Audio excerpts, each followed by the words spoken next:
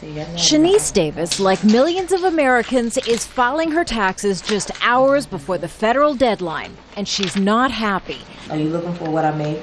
Yes, we That's made. in the book right there. As a hairstylist, Shanice is self-employed and says she finds it hard to pay her family's expenses. Despite working long hours, she says she can't get ahead. And I still owe $10,000, $12,000. So U.S. President Barack Obama proposed a law requiring Americans earning more than $1 million a year to pay a 30% tax rate on their income.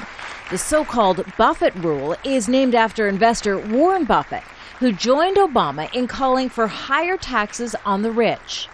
Warren Buffett had an op-ed that he wrote today where he said, we've got to stop coddling billionaires like me.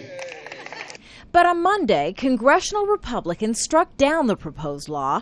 They argued any tax revenue created wouldn't be enough to even begin paying down the U.S. deficit and would only stifle entrepreneurs' incentive to create jobs.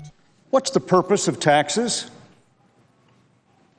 Do we tax people to punish them for their success, or do we do it to raise revenue for the government? But it turns out the U.S. income tax rate on billionaires can be as little as 15 to 35%. That's much lower than other developed countries like France, where some pay as much as 40%, in Germany 47.5%, or in the U.K., which collects as much as 51% income tax for its top earners. That's little comfort to taxpayers like Shanice. And she's angry with federal politicians for striking down a law that would have made American taxation more equitable.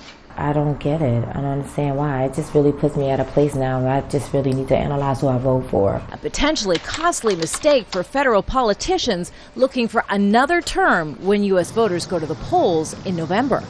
Kimberly Halkett, Al Jazeera, Washington.